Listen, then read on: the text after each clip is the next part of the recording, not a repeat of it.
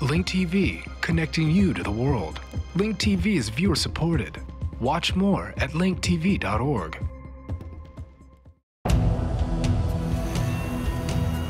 Two countries, two disasters, two levels of accountability. Bhopal and BP. Next on Global Pulse. How media worldwide are covering the oil spill and the Bhopal anniversary. An American coming to terms with the BP oil spill may not realize how lucky the US is to be so rich and powerful. It is the 25th anniversary of the toxic gas explosion in Bhopal, India, as reported by Al Jazeera, TV5, and the BBC. December the 3rd, 1984, in Bhopal, India. Methyl isocyanate was leaking from the Union Carbide factory, an American-owned pesticides plant. The city was about to become the site of the world's worst industrial disaster. The hospital mortuary can't cope with the dead bodies. Many are lined up outside waiting. The death toll from the gas tragedy of Bhopal in the central state of Madhya Pradesh continues to rise relentlessly.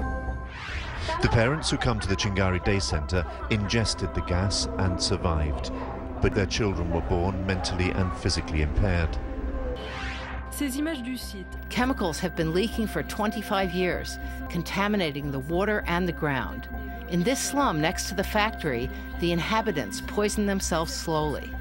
A rusting and forlorn symbol of what big companies from the rich world can get away with when they do business among the world's poor. But when big companies work in rich countries, there can also be accidents, like this one. The Deepwater Horizon rig has sunk into the ocean and a day-long search for 11 workers. This thick goop of brown oil, and it's moving. Another flock of birds covered in oil as thick as pancake batter. Americans are angry, but as ABC and Fox News reported, the US has the power to make BP pay. If our laws were broken, leading to this death and destruction, my solemn pledge is that we will bring those responsible to justice. BP will contribute $20 billion to an independent escrow account. $20 billion so far. A hotline for oiled birds.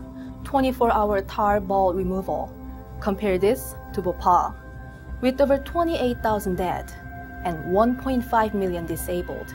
$2,500 for a death in the family, and $575 each for those who were disabled. And for Bhopal, justice is late in coming. Former Indian executives at the old Union Carbide factory have been found guilty of death by negligence more than 25 years after a toxic gas leaked from the facility. Inside the court, the verdict is finally delivered. All 7 accused were found guilty of negligence. Most of them former executives in charge of the Union Carbide plant in Bhopal. Well, hours after the verdicts were handed down, the 7 executives have now been freed from prison after they posted a bail of around $500. The executives were sentenced to 2 years in jail, but there is the one who got away, the CEO of Union Carbide.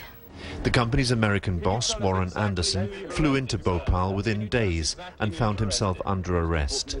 The police chief at the wheel of the car was Swaraj Puri. You've arrested Mr. Anderson, the world chairman. Yes, we have. Well, there is an anger in the city about not being able to get him back to justice. Almost immediately, Warren Anderson was granted bail and allowed to fly home to the United States. Activists from Greenpeace managed to film him 7 years ago. Now 88, he lives in retirement in this house in the affluent Hamptons area of New York State. Americans may have forgotten Bhopal, but in India, the runaway executive is still big news, as this story from Times Now illustrates. We return to Warren Anderson's home for the 3rd time, this time in the evening hours. Just as last time, Lillian Anderson answered the door. She didn't give us much of a chance to speak, saying that she had told us earlier that Warren was unwell and that we should stay off her property. Times Now will continue to track the Andersons till we get our answers. Is executive accountability any different in a rich country than a poor one? Go to linktv.org/globalpulse and tell us what you think. For Global Pulse, I'm Kaya Lee.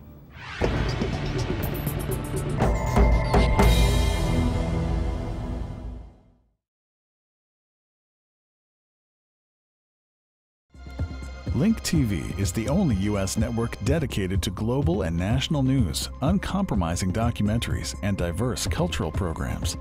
Programs which connect you to the world. To learn more, visit linktv.org.